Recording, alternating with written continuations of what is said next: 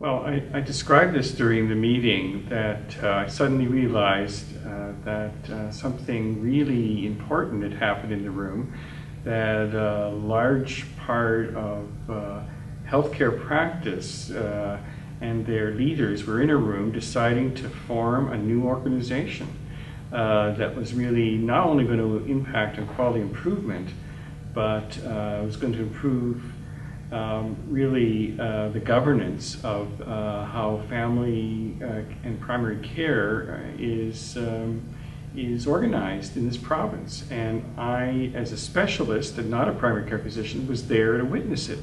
I just think I witnessed something quite important, and and it happened maybe 80% into the meeting.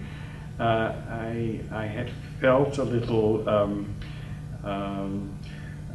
as an outsider, but suddenly I realized I could use my outsider's point of view to make that point to them, to point out how important this really was, and to acknowledge it and to extol their virtues, that they had come this far, and that I was quite sure they were going to do it. So this is a really important issue about next steps, and I think they did spend, the conversation did actually address the next steps. We spent almost an hour looking at what needs to happen next, who needs to be at the table. So there needs to be a follow-up meeting of many of the members of this group. But they're planning, they're going to put together a planning committee to plan a summit to actually reorganize the governance of primary care in Ontario. That is going to happen.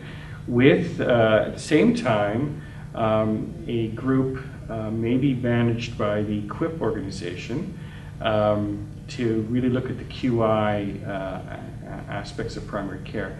But that one might end up, the QI component might end up reporting to this new larger organization that was really going to oversee change in primary care, a identifiable governance structure that that the ministry could relate to, and that LHINs could relate to as being spokespeople for primary care, which doesn't exist in the province. And I think they do have the infrastructure, and they had the right leaders at this meeting to have made this amount of movement in like one day.